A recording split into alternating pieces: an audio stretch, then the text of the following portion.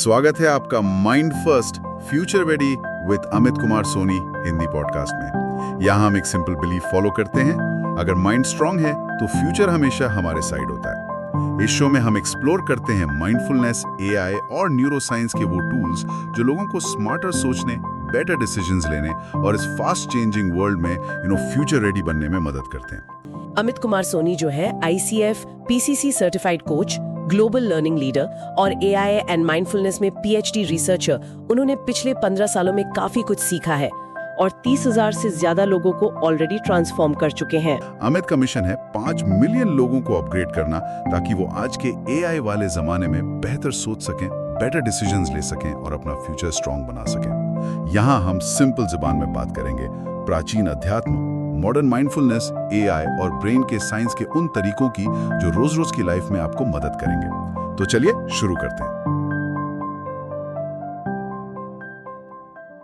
आज का टॉपिक है how great innovators think, top secrets, mindset and methods of the greats. हम समझेंगे कैसे जॉब्स, मस्क और दुनिया के टॉप इनोवेटर्स अपने माइंड को अलग तरह से ट्रेन करते हैं। साइंस के लेंस से देखेंगे उनका माइंडसेट, जैसे फर्स्ट प्रिंसिपल्स थिंकिंग, क्यूरियोसिटी से ड्रिवन प्रॉब्लम सॉल्विंग और रेजिलियंस, जो उन्हें हर चैलेंज के बाद और स्ट्रांग बनाता है। अगर आप अपनी क्रिएटिविटी, डिसीजन मेकिंग और फोकस को नेक्स्ट लेवल पे ले जाना चाहते हो, ये एपिसोड आपके लिए है। तो आज हम इनोवेशन की दुनिया में थोड़ा गहराई से उतर रहे हैं। हमारे पास जो सोर्सेज हैं उनके बेसिस पर देखते हैं कि ये जो ग्रेट इनोवेटर्स हैं, जैसे स्टीव जॉब्स या इलॉन मस्क, ये क्या अलग करते हैं। कोई खास जादू है या फिर कुछ तरीके हैं जो सीखे जा सकते हैं? हाँ बिल्कुल, और तरीके हैं भी। इनोवेशन आजकल वैसे भी इतना जरूरी हो गया है। सोर्सेज बता रहे थे कि 2023 में करीब 80% कंपनियों ने इसे अपनी टॉप 3 प्रायोरिटीज में रखा। हाँ, 79%, बिल्कुल सही, टॉप 3 प्रायोरिटीज में। लेकिन शुरू करने से पहले एक चीज क्लियर करनी जरूरी है ना? इनोवेशन और इन्वेंशन ये एक ही चीज नहीं है। अक्सर लोग कंफ्यूज हो जाते हैं। बिल्कुल सही कहा, ये बहुत कॉमन कंफ्यूजन है। सोर्सेज भी इस पर जोर देते हैं। देखिए, इन्वेंशन होता है किसी नए आइडिया या टेक्नोलॉजी का पहला आविष्कार, पहली बार कुछ बनाना, जैसे मान लीजिए टेलीफोन का बनना। अच्छा। लेकिन इनोवेशन है उस इन्वेंशन को एक प्रैक्टिकल, वैल्यूएबल चीज में बदलना, उसको मार्केट तक पहुंचाना, उसका बिजनेस मॉडल बनाना। जैसे टेलीफोन नेटवर्क का पूरा इंफ्रास्ट्रक्चर बनाना, वो इनोवेशन था। समझ गई। स्टीव जॉब्स ने कहा भी है, innovation distinguishes between a leader and a follower. और ये सफर आसान बिल्कुल नहीं है। एक सोर्स में तो मेंशन था कि हर 3,000 आइडियाज में से शायद सिर्फ एक ही आइडिया मार्केट में सक्सेसफुल हो पाता है। ओह, सिर्फ एक 3,000 में से? हाँ, इसीलिए प्रोसेस और माइंडसेट, ये दोनों ही बहुत क्रिटिकल हैं। मतलब कोई सिंगल मैजिक फॉर्मूला तो है नहीं। सोर्सेज में भी कई अलग अलग अप्रोचेस का जिक्र है। डिजाइन थिंकिंग है, फर्स्ट प्रिंसिपल्स है, लीन स्टार्टअप, ब्लू ओशन। ऐसा लगता है इनोवेटर्स के पास पूरा टूल बॉक्स होता है। हाँ बिल्कुल, एक टूल बॉक्स ही है। तो कहाँ से शुरू करें? डिजाइन थिंकिंग काफी पॉपुलर लगता है। सोर्सेज में इसके सोशल सेक्टर एप्लीकेशन का भी जिक्र था। हाँ, डिजाइन थिंकिंग से शुरू करते हैं। ये एक ह्यूमन सेंटर्ड अप्रोच है। मतलब इसका कोर आइडिया है कि इनोवेशन लोगों की असली जरूरतों को समझने से शुरू होना चाहिए। लोगों की जरूरतें, एम्पैथी। बिल्कुल। इसके 5 जाने माने स्टेप्स हैं। एम्पैथाइज यानी यूजर्स को गहराई से समझो, फिर डिफाइन यानी प्रॉब्लम को साफ साफ बताओ, फिर आइडिएट मतलब बहुत सारे सॉल्यूशन सोचो, फिर प्रोटोटाइप एक सिंपल मॉडल बनाओ, और आखिर में टेस्ट, यूजर से फीडबैक लो। लेकिन सिर्फ स्टेप्स फॉलो करना ही काफी नहीं है। सोर्सेस बताते हैं कि इसके 3 कोर एलिमेंट्स बहुत जरूरी हैं। पीपल, आपकी टीम और ऑडियंस। प्लेस, एक क्रिएटिव माहौल, जैसे विजुअल थिंकिंग के लिए make use of the walls का कॉन्सेप्ट। और प्रोसेस, वो 5 स्टेप्स या फिर डबल डायमंड जैसा framework, discover, define, develop, deliver. अच्छा, डिस्कवर, डिफाइन, डेवलप, डिलीवर, ये डबल डायमंड है। और वो FIS प्रोजेक्ट वाला एग्जाम्पल, जेंडर इक्वालिटी जैसे मुद्दे पर। हाँ, वो दिखाता है कि ये अप्रोच सिर्फ प्रोडक्ट्स के लिए नहीं है, ये कॉम्प्लेक्स सोशल प्रॉब्लम्स को समझने और टैकल करने में भी मदद करता है। असल में ये यूजर के साथ या कह लें अफेक्टेड लोगों के साथ एक गहरा कनेक्शन बनाने पर फोकस करता है, जो कि ग्रेट इनोवेटर्स के माइंडसेट से मैच करता है। प्रॉब्लम्स को अपॉर्चुनिटी की तरह देखना। बिल्कुल, लेकिन कई बार प्रॉब्लम यूजर की जरूरत से भी ज्यादा फंडामेंटल लेवल पर होती है। वहां फर्स्ट प्रिंसिपल्स थिंकिंग काम आती है। अच्छा, फर्स्ट प्रिंसिपल्स थिंकिंग, ये इलॉन मस्क का फेवरेट। सोर्सेस कहते हैं ये असम्पशंस को चैलेंज करने के बारे में है। ये डिजाइन थिंकिंग से कैसे अलग हुआ फिर?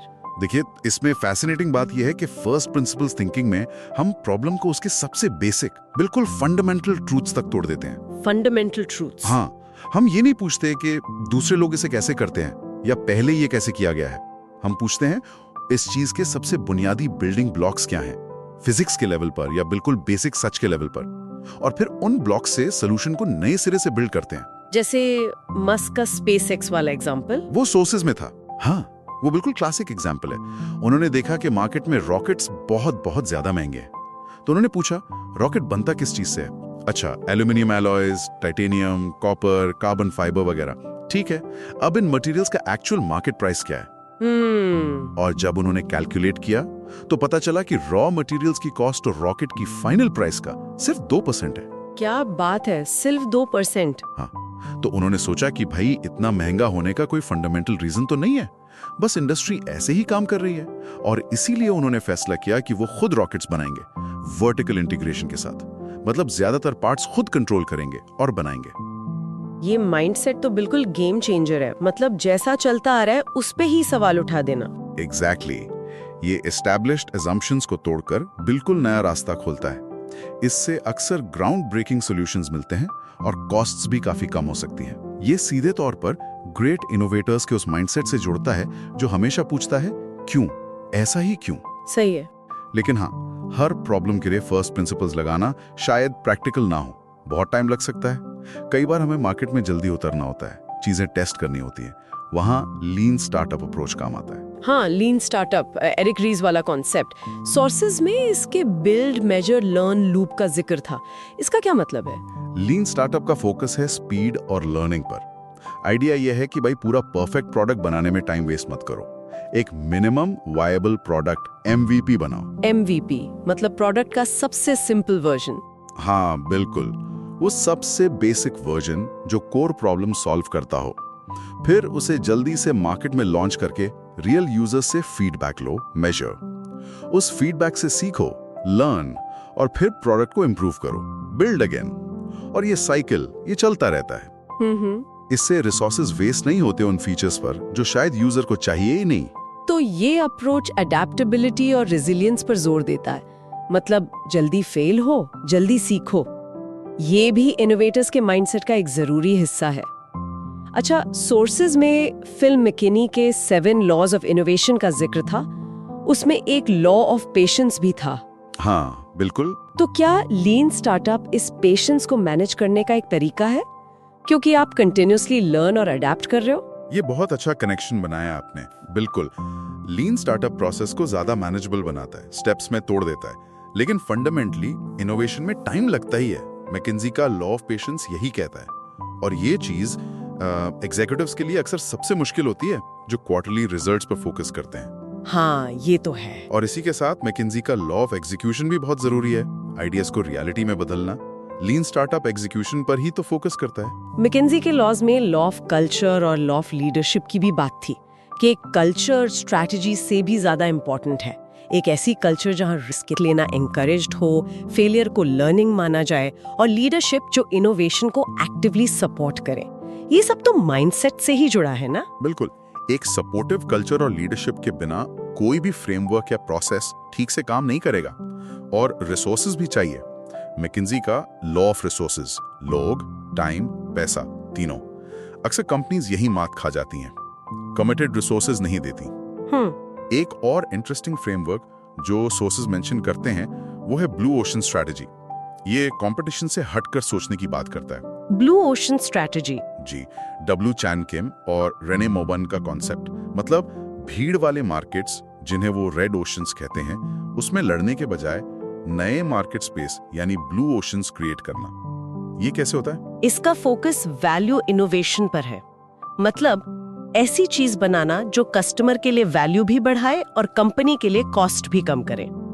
ये डिफरेंशिएशन और लो कॉस्ट दोनों को एक साथ अचीव करने की कोशिश है। अच्छा, दोनों एक साथ?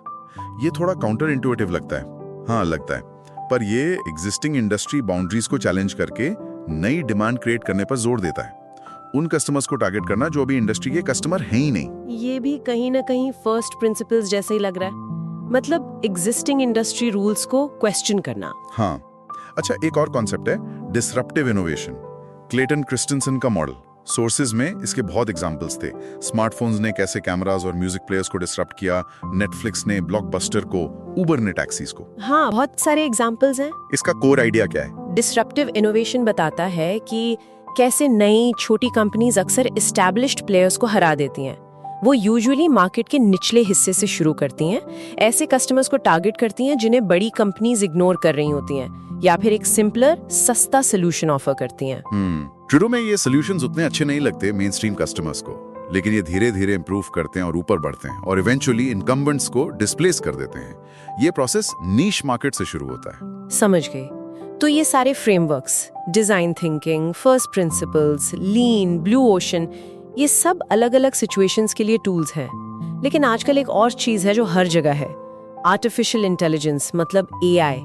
सोर्सेज बता रहे हैं कि एआई इनोवेशन में एक बड़ा रोल प्ले कर रहा है, पर उसमें भी अपने चैलेंजेस हैं। हाँ, एआई इनोवेशन का एक बहुत बड़ा इंजन बन रहा है। बीसीजी की 2023 सर्वे के मुताबिक 61% कंपनीज एआई में इन्वेस्ट कर रही हैं। 61%? काफी ज्यादा है। हाँ, और सोर्सेज बताते हैं कि एआई को मार्केट ट्रेंड समझने, R&D डिसीजंस लेने, यहाँ तक कि नए आइडियाज जनरेट करने में यूज किया जा रहा है।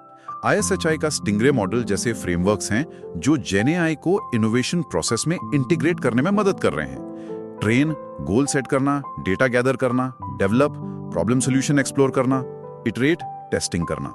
लेकिन फिर वो चैलेंज वाली बात, इम्प्लीमेंटेशन गैप। हाँ, यहाँ एक इम्प्लीमेंटेशन गैप दिखता है। करीब 83% कंपनीज एआई इम्प्लीमेंट तो कर रही हैं, पर सिर्फ 45% को ही उससे रियल बिजनेस इंपैक्ट मिल पा रहा है। अरे, मतलब आधे से भी कम को फायदा हो रहा है। ये गैप क्यों है? क्या ये एग्जीक्यूशन की कमी है, या माइंडसेट, या टेक्नोलॉजी को सही से इंटीग्रेट नहीं कर पा रहे? शायद सबका थोड़ा थोड़ा मिक्सचर है। सोर्सेज एक बहुत इंटरेस्टिंग फाइंडिंग हाईलाइट करते हैं। जिन कंपनीज ने एआई के साथ दूसरी एडवांस टेक्नोलॉजीज जैसे आईओटी, रोबोटिक्स वगैरह में भी इन्वेस्ट किया, उन्हें एआई से इंपैक्ट मिलने की पॉसिबिलिटी 3 गुना ज्यादा थी। तो मतलब एआई अकेले नहीं, बल्कि एक इकोसिस्टम में ज्यादा काम करता है। बिल्कुल, ये एक इकोसिस्टम इफेक्ट की तरफ इशारा करता है। सिर्फ एआई टूल लगा देना काफी नहीं है, उसे पूरे सिस्टम में इंटीग्रेट करना होगा। और एक एआई फ्लाईव्हील इफेक्ट भी देखा गया है। जो कंपनीज एआई से इंपैक्ट देखती हैं, वो 5 गुना ज्यादा आइडियाज जनरेट करती हैं, तो मोमेंटम बिल्ड होता जाता है। वाह, ये तो पॉजिटिव फीडबैक लूप बन गया। हाँ, और ये मैकेंजी के लॉ ऑफ रिसोर्सेज और लॉ ऑफ प्रोसेस से भी जुड़ता है। कमिटेड रिसोर्सेज चाहिए और कंटिन्यूअस प्रोसेस इंप्रूवमेंट चाहिए। तो अगर हम ये सब साथ में देखें, ये सारे फ्रेमवर्क्स, मैकेंजी के 7 लॉज और ग्रेट इनोवेटर्स का माइंडसेट, तो पूरी तस्वीर क्या बनती है? सोर्सेज में इनोवेटर्स की हैबिट्स का भी जिक्र है कि वो बहुत पढ़ते हैं, माइंडफुलनेस प्रैक्टिस करते हैं, रिजिलिएंट होते हैं, लॉन्ग टर्म सोचते हैं। बिल्कुल, ये सब एक दूसरे से बहुत गहराई से जुड़ा हुआ है। देखिए, फ्रेमवर्क्स और लॉज जो हैं, वो स्ट्रक्चर देते हैं। डिजाइन थिंकिंग एम्पैथी सिखाती है। फर्स्ट प्रिंसिपल्स असम्पशंस तोड़ना सिखाता है। लीन स्टार्टअप एजिलिटी देता है। मैकेंजी के laws leadership, culture, patience, execution का इंपॉर्टेंस बताते हैं। लेकिन इन स्ट्रक्चर्स को जिंदा करने के लिए, उन्हें इफेक्टिवली यूज करने के लिए वो खास माइंडसेट चाहिए। वो माइंडसेट जो रेजिलिएंट है, लॉ ऑफ पेशेंस, जो क्यूरियोसिटी से भरा है, डिजाइन थिंकिंग की एम्पैथी, जो बुनियादी सवाल पूछता है, फर्स्ट प्रिंसिपल्स, जो बड़े गोल्स रखता है, मैकेंजी का लॉ ऑफ BHAG, बिग हेरी ऑडेशियस गोल, और जो एग्जीक्यूशन पर फोकस्ड है, लॉ ऑफ एग्जीक्यूशन। और उनकी हैबिट्स, रीडिंग, माइंडफुलनेस, विजुअलाइजेशन, हाँ, वो सब इसी हाई परफॉर्मेंस माइंडसेट को सपोर्ट करती हैं। वो सॉल्यूशन ओरिएंटेड होते हैं, प्रॉब्लम से डरते नहीं, उन्हें चैलेंज की तरह देखते हैं। वो एक्शन ओरिएंटेड होते हैं, लॉन्ग टर्म सोचते हैं। तो ये सिर्फ टूल्स या टेक्निक्स की बात नहीं है, ये सोचने के तरीके की बात है और उस सोच को एक्शन में बदलने की बात है।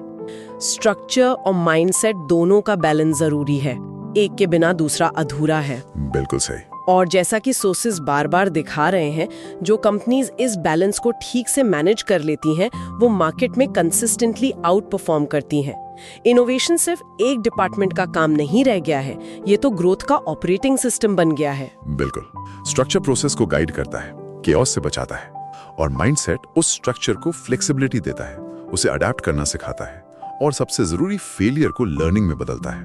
दोनों मिलकर ही इनोवेशन को सस्टेनेबल बनाते हैं। ये वाकई काफी गहरी बातें हैं जिन पर सोचा जा सकता है। इन सब इनसाइट्स को प्रोसेस करने के बाद सुनने वालों के लिए एक आखिरी सवाल छोड़ जाते हैं। जरूर, और ये सवाल फर्स्ट प्रिंसिपल्स थिंकिंग से ही जुड़ा है। अपने काम या अपने फील्ड में वो कौन सी एस्टैब्लिश्ड विजडम या अरे ये तो ऐसे ही होता है वाली सोच है जिस पर आपने कभी सवाल नहीं उठाया? वो कौन सी बुनियादी अजम्पशंस हैं जिन पर आपका या आपकी इंडस्ट्री का काम टिका है? क्या उन्हें तोड़कर उनके फंडामेंटल पार्ट से कुछ बिल्कुल नया, कुछ बेहतर बनाया जा सकता है? क्या पता अगला बड़ा आइडिया शायद वहीं छुपा हो। अगर आपको ये पॉडकास्ट पसंद आया तो प्लीज सब्सक्राइब जरूर करें और 5 स्टार रिव्यू दें। यह हमें मोटिवेट करता है और भी बेहतर कंटेंट लाने के लिए। और हाँ, अपने उस एक दोस्त के साथ शेयर जरूर करें जिसको ये एपिसोड काम आएगा। अगर कोई स्पेसिफिक टॉपिक है जिसके बारे में आप ज्यादा जानना चाहते हैं तो अमित को लिंक्डइन पर या उनकी ईमेल amitsoni.id@gmail.com पे रीच आउट कर सकते हैं। अगली बार फिर मिलेंगे एक नए एपिसोड के साथ। तब तक याद रखें, बेटर माइंड्स बेटर वर्ल्ड। धन्यवाद, अपना ख्याल रखें।